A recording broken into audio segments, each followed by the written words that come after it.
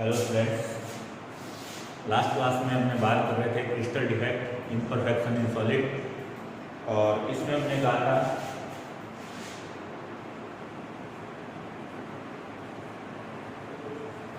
Crystal defect को हमने two types में डिवाइड किया था। एक तो था पॉइंट डिफेक्ट और एक है हमारे पास line defect.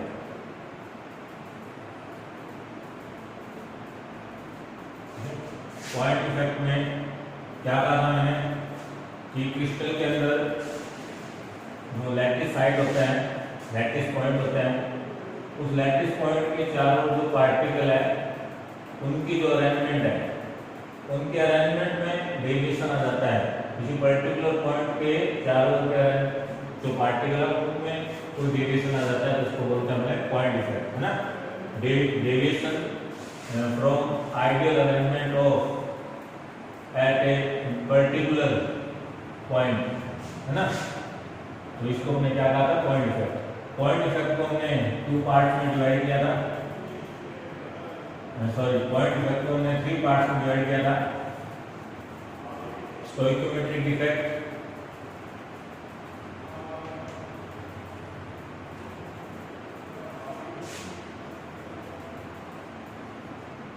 Non stoichiometric effect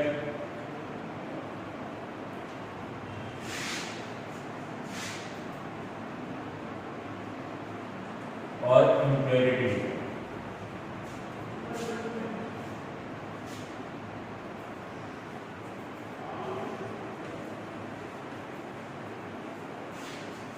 stoichiometric effect को हमने टू पार्ट्स में डिवाइड किया था इसमें भी। एक तो स्टोइकियोमेट्रिक इफेक्ट हमने बात की थी इन नॉन आयनिक सॉलिड, और एक हमने बात की थी इन आयनिक सॉलिड। आयनिक सॉलिड में कहा था इसके अंदर टू टाइप्स ये पढ़ेंगे, डिफेक्ट, फ्रैंकल डिफेक्ट और एक शॉर्ट की डिफेक्ट।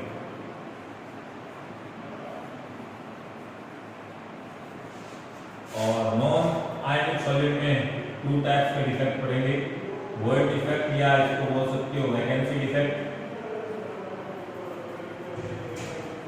और सेकंड है हमारे पास इंटरस्टिशियल डिफेक्ट। इंटरस्टिशियल डिफेक्ट, ठीक है। तो अच्छा, इसके बाद हमने नॉन स्टोइकियोमेट्रिक डिफेक्ट है, इसको भी हमने दो पार्ट में डिवाइड किया था। एक तो था मेटल एक्सेस डिफेक्ट,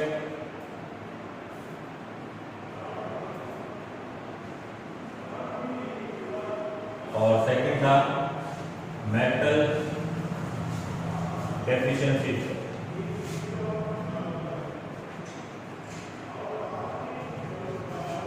ठीक है। अच्छा, मेटल, अब आज में इनका कंप्लीट एक्सप्लेनेशन पढ़ते हैं। तो देखो, सबसे पहले बात में करते हैं क्रिस्टल डिफेक्ट जो है, इसका हमने क्या डेफिनेशन दिया था, in crystal point effect and line effect combinedly known as crystal defect, है ना। पॉइंट डिफेक्ट में मैंने क्या कहा था कि कोई पर्टिकुलर जो क्रिस्टल के अंदर लैटिस साइड है, उस लैटिस साइड के चारों तरफ जो पार्टिकल है उनका जो अरेंजमेंट है, ठीक है ना, उनका मैंने कहा ये इनका आइडियल अरेंजमेंट है। इस पार्टिकल के चारों जो पार्टिकल है उसका आइडियल अरेंजमेंट दिया है, तो बार बार यही पैटर्न में कोई रिपीट होता रहे, है ना, तो अपने कहेंगे कि कोई डिफेक्ट नहीं है। पर बार बार ये रिपीट नहीं होता है, तो अपने क्या करते हैं, क्योंकि ये कौन से टाइप का डिफेक्ट है, ये पॉइंट डिफेक्ट, है ना। तो क्या कहा मैंने, deviation from the ideal arrangement of surrounding particles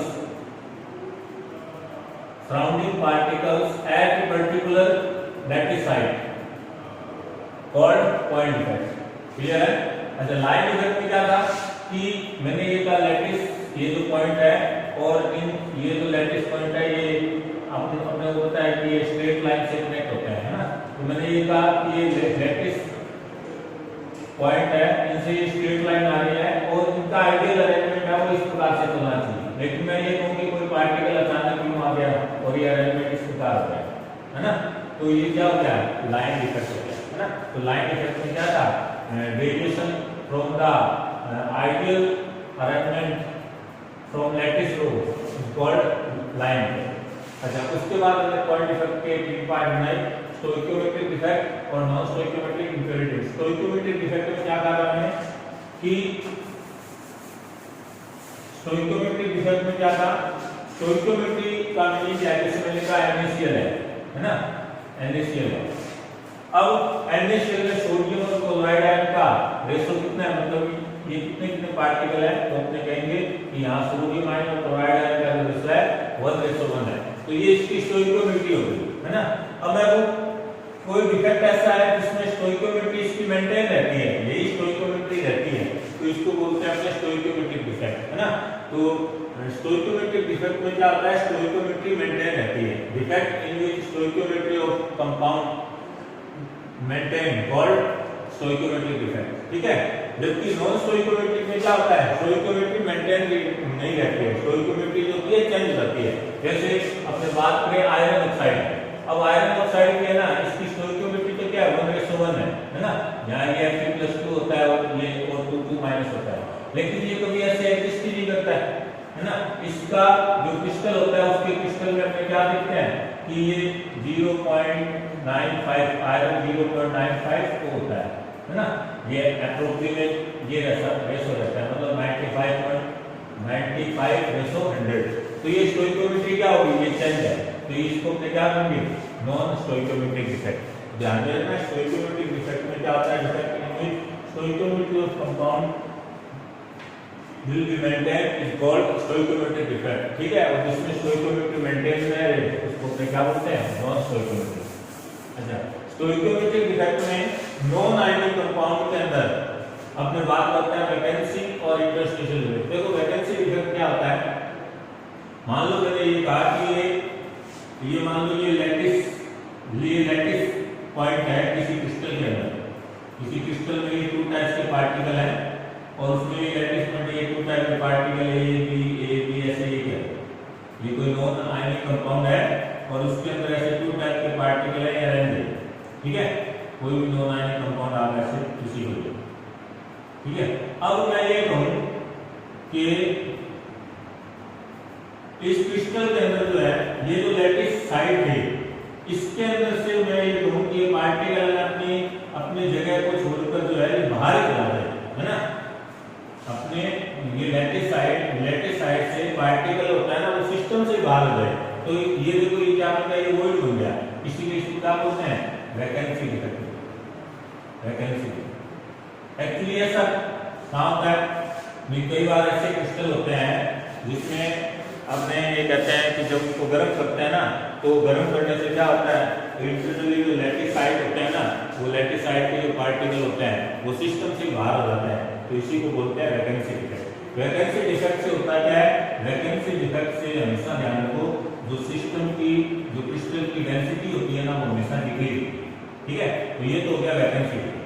interstitial defect में क्या होता है, इंटरस्टिशियल डिफेक्ट में इसकी बात करूं मैं, इंटरस्टिशियल डिफेक्ट में क्या होता है कि जैसे मान लो मैंने ये कहा ये इस प्रकार से ये पार्टिकल है, ये इस प्रकार से पार्टिकल है किसी सॉलिड में, इस प्रकार से ये पार्टिकल है, मान लो ए बी पार्टिकल, मान लो तो ए बी पार्टिकल 2 टाइप्स के पार्टिकल हो गए।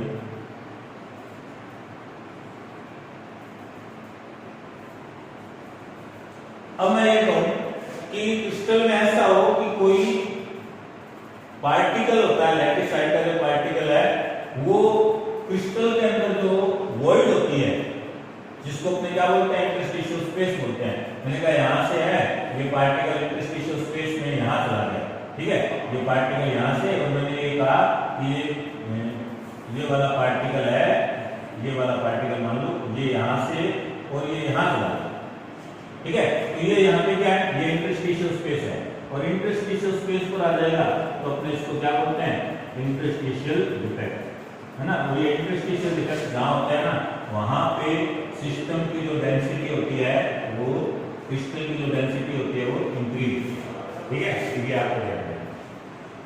वैकेंसी और इंटरस्टिशियल डिफेक्ट, क्लियर की बात कुछ नहीं है। वैकेंसी डिफेक्ट में पार्टिकल लैटिसाइड से बाहर ही हो जाएगा सिस्टम, ओवरऑल डेंसिटी डिक्रीज। और यहाँ पे क्या होता है, पार्टिकल सिस्टम से बाहर नहीं होगा, सिस्टम के इंटरनल पार्ट में इंटरस्टिशियल स्पेस में चला जाएगा, ठीक है, इसी को बोलते हैं इंटरस्टिशियल डिफेक्ट, डेंसिटी इंक्रीज होती है। फ्रैंकल डिफेक्ट और शॉर्टकी डिफेक्ट देखो क्या होता है। तो फ्रैंकल और शॉर्टकी को अपने यहां अलग से पढ़ रहे हैं कि फ्रैंकल डिफेक्ट क्या होता है और शॉर्टकी डिफेक्ट क्या है।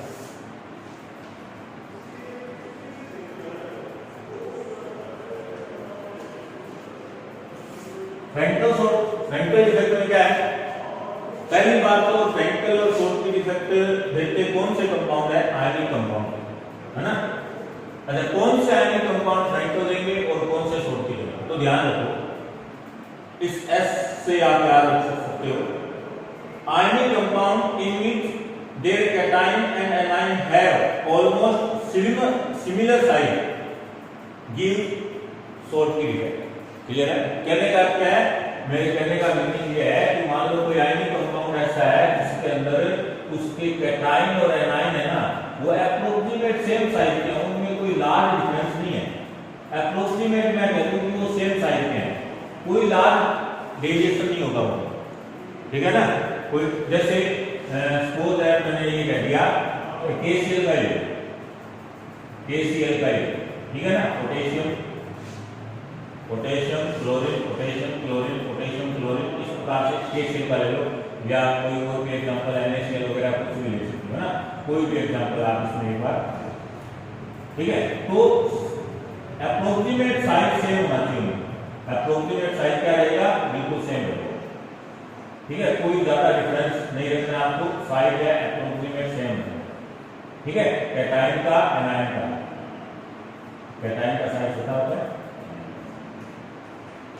इस प्रकार से मैं उनको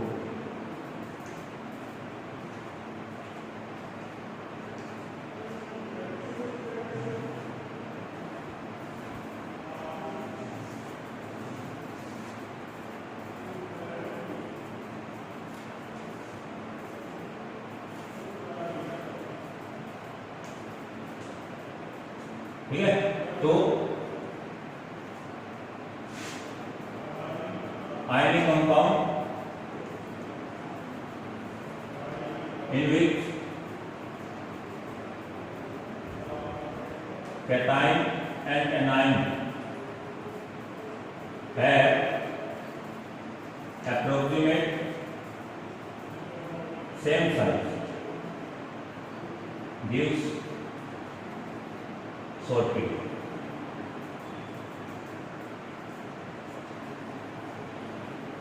ठीक है, पहली बात बहुत इंपॉर्टेंट है, शॉर्टकी डिफेक्ट कौन से आयनिक कंपाउंड देंगे, आयनिक compound in which cation and anion have approximate same size give Schottky defect. अच्छा, जबकि इसमें क्या होता है, साइज में डिफरेंस होना चाहिए।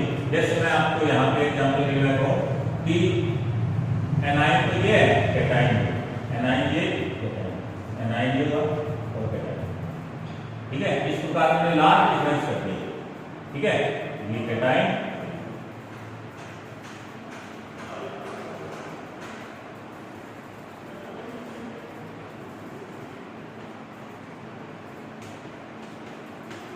ठीक है।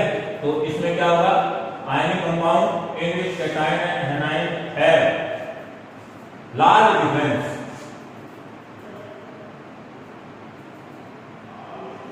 इसमें क्या होगा, large difference between cation and, clear है, ये दोनों बातें मोस्ट है आपको याद, ठीक है। इसके बाद अपने बात कर लेते हैं इन दोनों के एग्जाम्पल की बात कर लेते हैं। ZNS यही देता है, AgBr यही देता है ना, AgCl भी यही देता है, AgI भी यही देता है। इसके अंदर बात करें हमने एग्जाम्पल की, तो यहाँ पे आप NaCl कह दो, KCl कह दो, सीरियम क्लोराइड कह दो, HgBr कह दो। HgBr बहुत इंपॉर्टेंट है, दोनों ही देते हैं ionic compound which give Frankel effect as well as Schottky effect। HgBr silver bromide दोनों इफेक्ट देता है यहाँ बहुत ही। अच्छा, और क्या होता है इफेक्ट में? फ्रैंकल इफेक्ट में क्या होता है कि इसके अंदर वैकेंसी डिफेक्ट भी होता है, वैकेंसी डिफेक्ट भी प्रेजेंट होता है और इंटरस्टिशियल डिफेक्ट भी प्रेजेंट होता है। इंटरस्टिशियल डिफेक्ट भी प्रेजेंट होता है। कैसे सुनो, देखो फ्रैंकल डिफेक्ट में क्या होता है? फ्रैंकल डिफेक्ट में जो कैटायन होते हैं ना वो अपनी जगह को छोड़ देते हैं और वहां पे तो बन जाता है वैकेंसी, ये तो वैकेंसी होगी, और अपनी जगह से वो कैटायन किसी दूसरी जगह चला जाता है। जैसे मैंने कहा कि ये कैटायन है वो यहां से यहां, यहां से यहां, तो यहां आया तो ये इंटरस्टिशियल डिफेक्ट हो गया, इंटरस्टिशियल डिफेक्ट हो गया, और यहां आया तो ये क्या हो गया? ये हो गया कोई डिफेक्ट, वैकेंसी डिफेक्ट हो गया, है ना? तो ये यहां पे वैकेंसी डिफेक्ट और इंटरस्टिशियल डिफेक्ट दोनों होते हैं। क्लियर है? अच्छा, जबकि यहां क्या होता है? यहां पर जो कैटायन और एनायन होते हैं ना, कैटायन और एनायन जो होते हैं ये सिस्टम से ही बाहर हो जाते हैं। जैसे मान लो मैंने कहा एक पॉजिटिव आयन बाहर हो गया तो उसके साथ साथ नेगेटिव भी बाहर हो गया, ठीक है? दो पॉजिटिव बाहर हो गए तो दो नेगेटिव भी बाहर हो गए। तो इसको अपने ये कह सकते हैं कि यहाँ पे केवल क्या होता है? यहाँ केवल वैकेंसी डिफेक्ट ही होता है, यहाँ इंटरस्टिशियल डिफेक्ट नहीं। जैसे मैं आपके लिए एग्जांपल के लिए बताऊं कि NaCl के लिए मैं बता रहा हूँ 4NaCl, 4NaCl, ठीक है?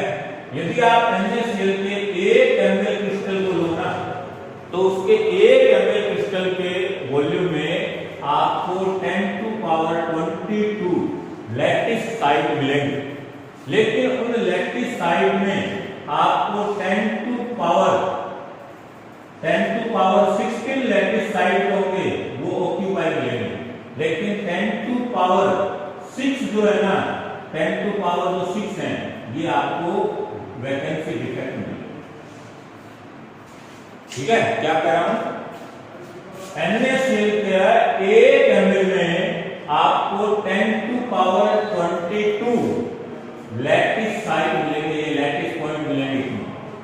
इनमें से 10 टू पावर 16 लैटिस पॉइंट होंगे, ये तो क्या होंगे? ऑक्यूपाइड होंगे इन आयनों से, लेकिन 10 टू पावर 6 जो होंगे वो वैकेंसी डिफेक्ट होंगे। मतलब मैं ये कह सकता हूं कि NaCl के 1 ml में वैकेंसी डिफेक्ट कितना होता है? तो 10 टू पावर 6 लैटिस पॉइंट होता है। क्लियर होगी बात? ये मैं लिख सकता हूं, ठीक है? तो ये आपको ध्यान में रखना। अच्छा, एक इसको आल्सो कॉल्ड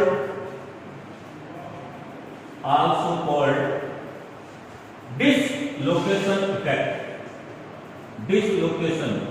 अच्छा, डिसलोकेशन इफेक्ट भी कह सकते हो, डिस्प्लेसमेंट इफेक्ट भी कह सकते हो, डिसलोकेशन इफेक्ट। जबकि इसको क्या बोलते हैं भैया? इसको बोलते हैं शॉटकी पेयर, शॉटकी पेयर। इसको तो क्या बोल रहा हूं मैं? Also called dislocation defect, dislocation defect. क्यों कह रहा हूं? देखो ये डिसलोकेशन ही है कि पॉजिटिव आयन का लोकेशन यहां था, लेकिन ये अपने लोकेशन से डिस्प्लेस हो गया, इंटरस्टिशियल स्पेस पे आ गया, तो इसको बोलते हैं डिस्प्लेसमेंट इफेक्ट भी कह सकते हो, डिसलोकेशन इफेक्ट भी कह सकते हो। जबकि यहां का आपका शॉटकी पेयर इफेक्ट कह रहे हैं। क्यों? क्योंकि मैंने बताया पेयर की फॉर्म में बाहर आते हैं, एक पॉजिटिव निकल गया तो एक नेगेटिव भी बाहर चला जाएगा, है ना? 2 पॉजिटिव निकले तो 2 नेगेटिव भी बाहर निकल गए, तो ये हो गया शॉटकी पेयर इफेक्ट। लास्ट अपने बात करते हैं डेंसिटी। तो डेंसिटी की बात करें तो देखो फ्रैंकल में क्या हो रहा है? फ्रैंकल में पार्टिकल पहले यहां था, इंटरस्टिशियल स्पेस में आ गया, तो मैं कहूंगा कि डेंसिटी है नो चेंज। कोई चेंज नहीं होगा क्योंकि पार्टिकल अभी भी सिस्टम में ही है, ठीक है, डेंसिटी नो चेंज। जबकि यहाँ क्या है, यहाँ पे जो डेंसिटी होगी, क्योंकि पार्टिकल सिस्टम से बाहर जा रहा है तो नो डाउट वैकेंसी डिफेक्ट में डेंसिटी बढ़ती है, ठीक है। तो ये बात होगी, हमने बात की वैकेंसी, फ्रैंकल और सोल्टी डिफेक्ट, क्लियर। ये आपको ध्यान में रखना है। एक बार वापस सुन लो, फ्रैंकल और सोल्टी में इस एस का मीनिंग याद रखो, एस मतलब सिमिलर, आयनिक कंपाउंड ऐसा हो जिसमें कैटायन और एनायन सिमिलर साइज के हो, सोल्टी डिफेक्ट है, और जिनमें लार्ज डिफरेंस हो बिटवीन कैटायन एंड एनायन, तो फ्रैंकल डिफेक्ट। पहली बात तो याद। उसके बाद में एग्जांपल आप याद रखोगे, फिर इसमें वैकेंसी और इंटरस्टिशियल डिफेक्ट दोनों टाइप का डिफेक्ट होता है। In Frenkel defect, vacancy and interstitial defect, both type of defect are present, but in case of Schottky defect only vacancy defect is present, ठीक है। अच्छा, उसके बाद Frenkel defect is also known as dislocation effect, while Schottky defect known as Schottky pair, clear है। अब अपने बात करते हैं, देखो ये इतना पार्ट हमारा हो गया, ये भी हो गया, मेटल एक्सेस डिफेक्ट और मेटल डेफिशिएंसी डिफेक्ट क्या होता है, इसकी बात करते हैं। तो सुनो, मेटल एक्सेस और मेटल डेफिशिएंसी डिफेक्ट क्या होता है।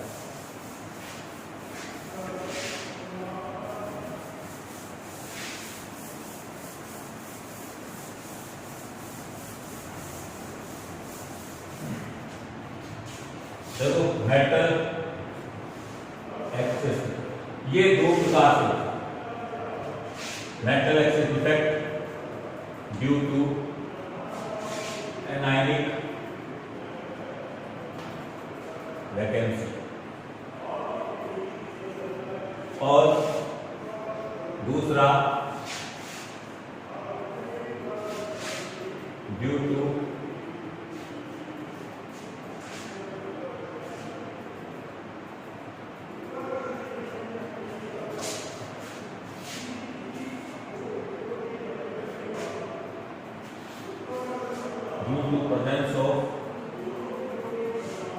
presence of extra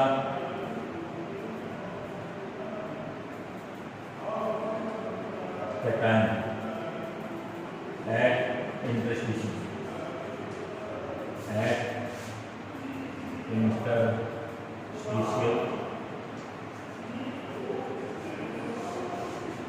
देखो due to anionic vacancy, metal excess defect, देखो नाम से पता चलता है defect in which metal ion increase, है ना, या कह दो मेटल जो होता है मेटेलिक आयन की फॉर्म में रहता है, और मेटेलिक आयन होते हैं ना, वो क्या होते हैं, ज्यादा होते हैं ना, वो एक्सेस मतलब ज्यादा मात्रा में।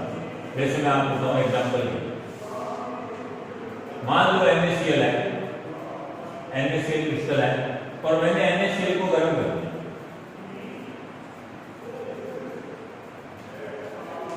ये मान लो NaCl है, NaCl क्रिस्टल है, इसमें Na plus Cl minus, Na plus Cl minus, इस प्रकार से क्रिस्टल,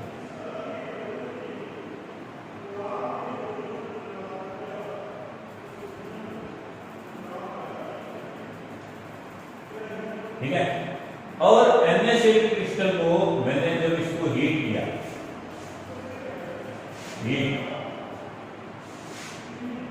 ठीक है, इन प्रेजेंस ऑफ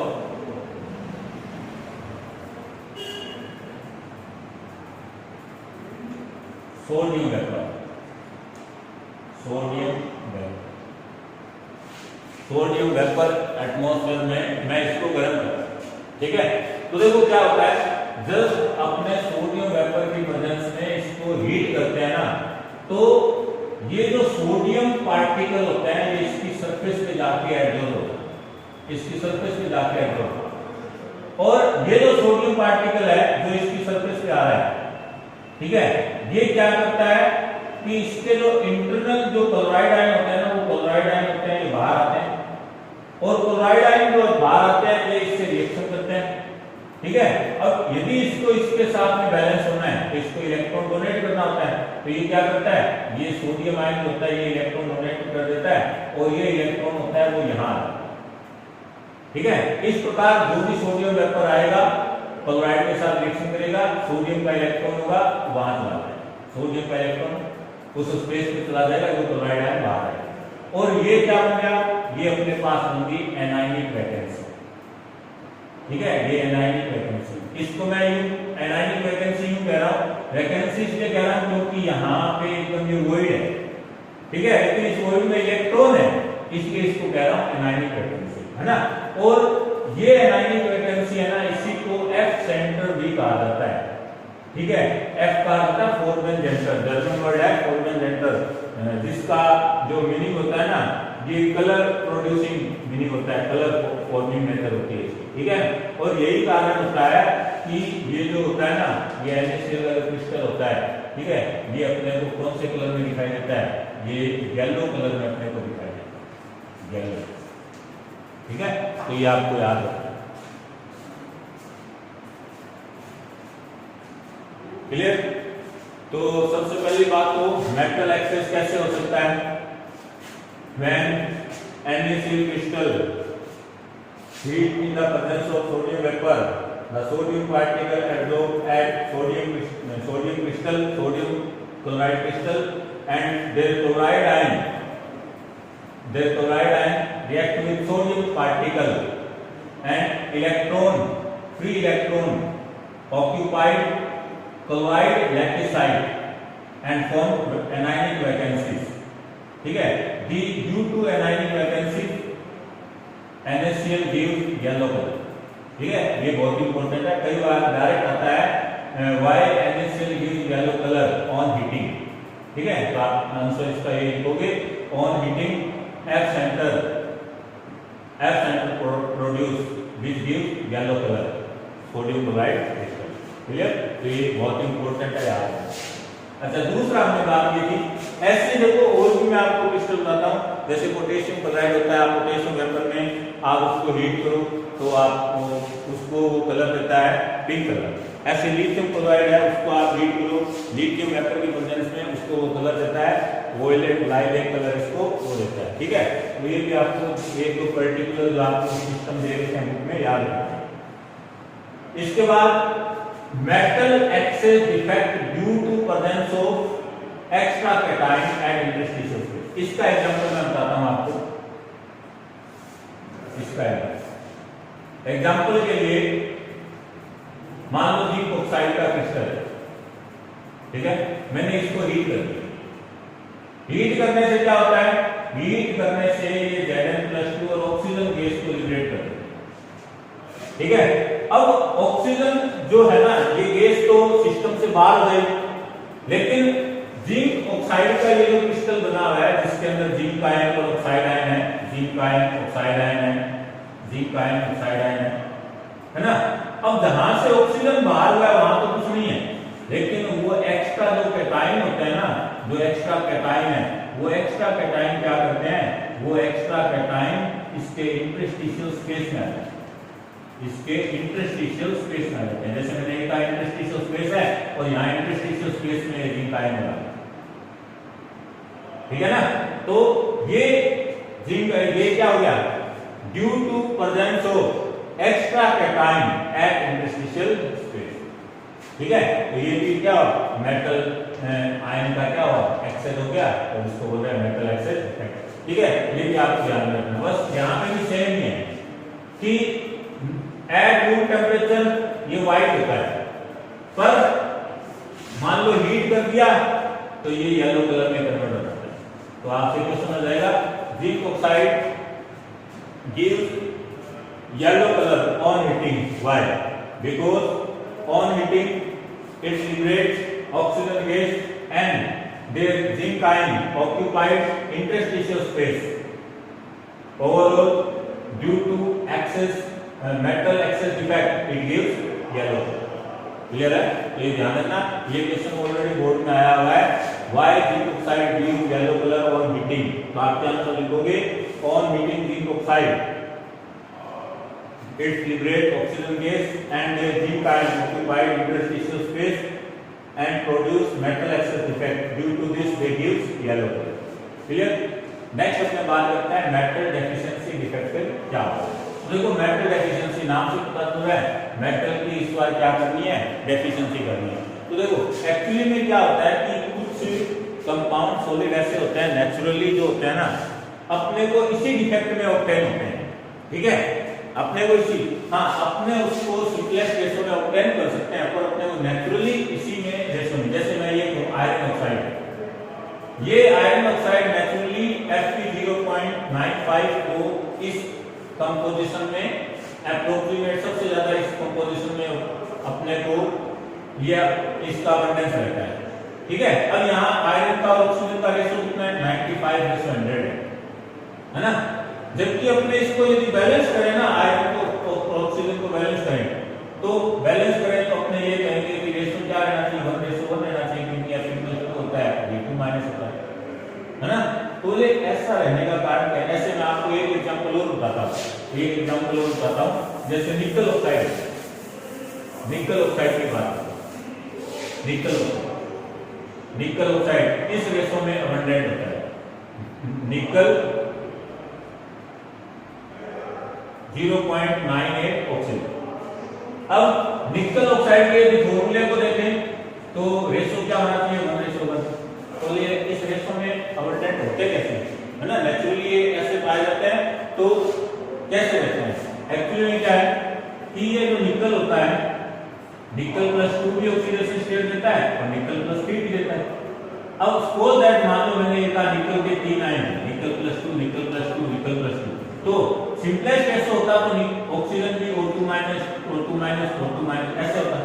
अब मैं ये कहूं कि ऑक्सीजन मान लो सिस्टम से बाहर निकल गया, ठीक है, तो पॉजिटिव और नेगेटिव नेस जो होता है ये तो हमेशा क्या रहता है, इक्वल रहता है। मतलब न्यूट्रलिटी सिस्टम की हमेशा बहुत इंपॉर्टेंट बात है, कोई भी डिफेक्ट रहे, न्यूट्रलिटी जो होती है ना, इलेक्ट्रिकल न्यूट्रलिटी, वो हमेशा मेंटेन रहती है। इस चीज को हमेशा याद रखेंगे। क्या कर रहा हूँ, डिफेक्ट हमने चाहे कोई भी टाइप का पढ़ा हो, इलेक्ट्रिकल जो न्यूट्रलिटी होती है ना, वो हमेशा मेंटेन रहती है। तो ये देखिए, यदि मैं ये कहूँ ये 2- है, ये 2- है, तो मेंटेन तो कहां से हुआ, यहाँ पे तो +6 हो गया, यहाँ माइनस हो, तो ये मेंटेन करता कैसे है ना, मेंटेन करे। तो देखो अभी मैं इसको यदि मान लो मैं कहता हूँ ये ऑक्सीजन बाहर हो गया, तो ऑक्सीजन बाहर हो गया तो ये बढ़ गया, तो ये मेटल आयन की एक्सेल हो गई, है ना। तो अपने को एक्सेल नहीं करना, डेफिशिएंसी करनी है। मैं कहूँ नेचुरली अबंडेंट जो होता है ना, वो क्या होता है, निकल आयन तो होते हैं कम और ये नेगेटिव आयन होते हैं ज्यादा।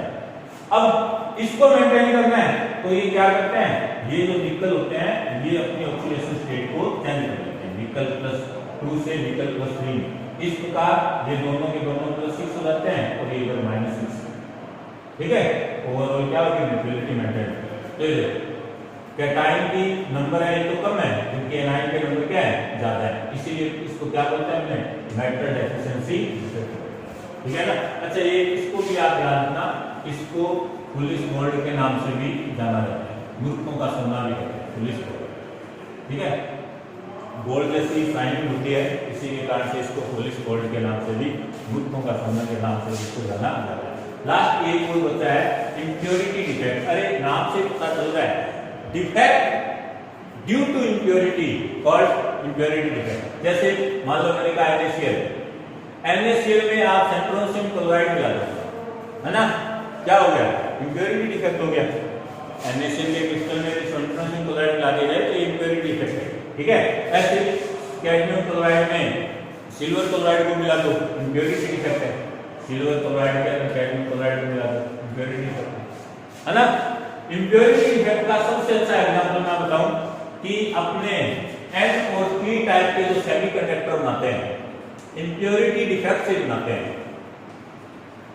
N और P टाइप के जो सेमीकंडक्टर बनाते हैं ना, इंप्योरिटी डिफेक्ट बनाते हैं। कैसे बनाते हैं, आप फिजिक्स में पढ़ते ही क्या करते हैं, 14 ग्रुप का एलिमेंट होता है, जैसे मैंने कहा सिलिकॉन है,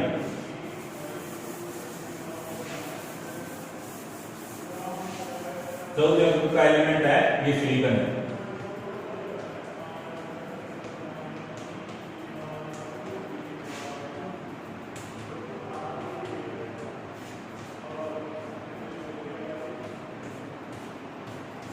ठीक है, ठीक 13, 14, 15 तीनों ग्रुप में आपको पता ही है।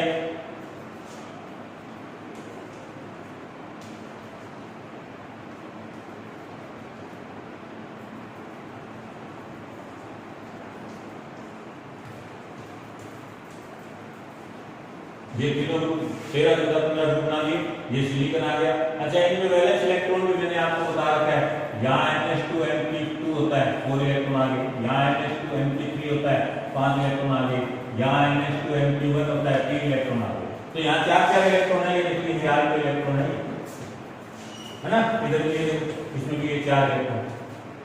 तो ये सेमीकंडक्टर होते हैं क्या, ठीक है। एट रूम टेम्परेचर पे तो क्या होंगे insulator, but on increasing temperature they give conductance called semiconductor, है ना। तो ये सेमीकंडक्टर तो हमने पढ़ लिया, लेकिन ये जो सेमीकंडक्टर होते हैं जैसे मैंने ये कहा, इसमें अभी कोई भी प्रकार की मैंने इंप्योरिटी नहीं मिलाई है, इसलिए मैं इसको कहूंगा ये है इंट्रिंसिक सेमीकंडक्टर। इंट्रिंसिक सेमीकंडक्टर इसको मैं प्योर सेमीकंडक्टर भी कह सकता हूं, प्योर सेमीकंडक्टर भी कह सकता हूं, क्योंकि कोई भी इंप्योरिटी नहीं मिलाई है। अब बाई चांस मैं ये कह दूं कि इसी के अंदर मैं इंप्योरिटी मिला दूं, मैं मान लो मैंने चेयर ग्रुप की इंप्योरिटी मिला दी, इस गैलियम की इंप्योरिटी मिला दी, ठीक है। तो गैलियम की इंप्योरिटी मैं मिला दूंगा, गैलियम की मैं इंप्योरिटी मिला दूंगा, तो होगा क्या, ये मैंने गैलियम की इंप्योरिटी मिलाई, इसके वैलेंस शेल में कितने इलेक्ट्रॉन है 3, तो ये क्या बच गया यहाँ होल, है ना, ये होल बच गया। इस होल के कारण क्या है, ये इलेक्ट्रॉन है, ये मूव करेंगे और अपने को पता है इलेक्ट्रॉन मूव करेंगे तो कंडक्टेंस शो करेंगे, है ना। तो ये पी का क्या है, पी का अर्थ है पॉजिटिव, और पॉजिटिव किसको कहा है हमने, पॉजिटिव कहा है हमने होल को कहा है, ठीक है ना। पी टाइप के सेमीकंडक्टर्स में होल को कहा है, और ये पी टाइप के सेमीकंडक्टर बनते किससे हैं, ये बनते हैं जब अपने इंप्योरिटी के रूप में किसको मिलाते हैं, 13वें ग्रुप के एलिमेंट को मिलाते हैं, ये इंप्योरिटी के रूप में हमने इसको मिलाया, ठीक है। तो ये आपको ध्यान रखना। ऐसे मैं ये कह दूं कि यदि 15 ग्रुप को मिला दें, जैसे आर्सेनिक को मिला दिया, ये मैंने यहाँ आर्सेनिक मिलाया, ठीक है। तो आर्सेनिक में क्या होता है, वैलेंस शेल में इलेक्ट्रॉन 5 है, तो देखो 1 2 3 4 और 1 इलेक्ट्रॉन। अब ये जो फ्री इलेक्ट्रॉन है ना, ये फ्री इलेक्ट्रॉन क्या करेगा, ये फ्री इलेक्ट्रॉन कंडक्टेंस हो गया, ठीक है। ये n नंबर ऑफ इलेक्ट्रॉन क्या होंगे ज्यादा, ठीक है, नेगेटिव फ्री इलेक्ट्रॉन है, नेगेटिव है ना। और यहाँ पे ये फ्री इलेक्ट्रॉन है, फ्री इलेक्ट्रॉन, इसी फ्री इलेक्ट्रॉन के कारण बनते कब है, जब 15वें ग्रुप को एलिमेंट को मिलाते हैं, ठीक है। कौन से टाइप का, इंप्योरिटी की फॉर्म, ठीक है। तो ये हो गए n और p टाइप के सेमीकंडक्टर। अच्छा ये जब n और p टाइप के सेमीकंडक्टर बनाते हैं ना, जिसके अंदर इंप्योरिटी मिला रखी है, इंप्योरिटी वाले सेमीकंडक्टर होते हैं, इनको एक्सट्रिंसिक के नाम से भी जाना जाता है, एक्सट्रिंसिक के नाम, एक्सट्रिंसिक सेमीकंडक्टर, ठीक है। अच्छा एक और सुनो, मैंने कहा केवल सिलिकॉन होते सारे, सिलिकॉन का क्रिस्टल होता तो वो इंट्रिंसिक, प्योर सेमीकंडक्टर में होते हैं। प्योर सेमीकंडक्टर में क्या होता है कि एट रूम टेम्परेचर कंडक्टेंस तो नहीं करते हैं, but on increasing they give so conductance, है ना। रीजन क्या होता है, जब टेम्परेचर इंक्रीज करते हैं ना, तो उनके जो इलेक्ट्रॉन होते हैं, जो मेटेलिक बॉन्ड से बंधे हुए होते हैं, बॉन्डेड होते हैं, जब टेम्परेचर इंक्रीज किया जाता है तो वो मेटेलिक बॉन्ड वीक हो जाते हैं, और जिसके कारण क्या, वीक होने के कारण क्या, उनमें थोड़ा बहुत मूवमेंट आ जाता है, और उसी के कारण से वो कंडक्टेंस शो करते हैं, ठीक है। बट एक इंपॉर्टेंट बात यह है कि एन टाइप के सेमीकंडक्टर जो होते हैं ना, उनकी कंडक्टेंस जो होती है ना, एक्स्ट्रा कंडक्टेंस का रीजन क्या होता है, तो ध्यान रखो बहुत इंपॉर्टेंट है, एन टाइप के सेमीकंडक्टर्स में एक्स्ट्रा कंडक्टेंस का रीजन होता है फ्री इलेक्ट्रॉन, जबकि पी टाइप के सेमीकंडक्टर में उनकी एक्स्ट्रा कंडक्टेंस का रीजन क्या होता है, तो आप लिखोगे होल, ठीक है। एन टाइप के सेमीकंडक्टर कैसे बनाए जाते हैं, व्हेन 15 ग्रुप को element adding with 14 group element silicon as impurity, they form n-type semiconductors. And when we adding 13 group element with 14 group element silicon as impurity form p-type semiconductor. Clear है। अच्छा एक और important word बता रहा हूं, ये भी बहुत इम्पोर्टेंट है, एक वर्ड है डोपिंग। डोपिंग वर्ड ध्यान रखो क्या है, ये जो इंट्रिंसिक सेमीकंडक्टर है ना, जिसके अंदर हमने इम्प्योरिटी मिलाई या तो 13 या 15 ग्रुप के एलिमेंट की, और इसको हमने किसमें बदल दिया, एक्सट्रिंसिक में बदल दिया। ठीक है ना। Intrinsic semiconductors convert into extrinsic semiconductors by adding impurity of 13 and 15 group element. This process is known as doping. बहुत इंपॉर्टेंट है, ध्यान रखना डोपिंग प्रोसेस क्या होता है। तो इंट्रिंसिक सेमीकंडक्टर से एक्सट्रिंसिक सेमीकंडक्टर बनाने का जो प्रोसेस होता है डोपिंग कहा जाता है। और आपको ये कहते हैं कि डोपिंग का यूज लिखो, इंपॉर्टेंस लिखो। तो by the help of doping process we form n and p type semiconductors. Clear है, ये आपको ध्यान में रखना है। नेक्स्ट क्लास में थोड़ा बहुत पार्ट है इसका मैग्नेटिक प्रॉपर्टी से रिलेटेड है, और इस लेसन में एक और बचा है बैंड थ्योरी। ठीक है, तो ये 2 टॉपिक अपने छोटे से टॉपिक और है ये करेंगे, और साथ ही अपने सॉल्यूशन वाला नेक्स्ट चैप्टर स्टार्ट करेंगे। ओके।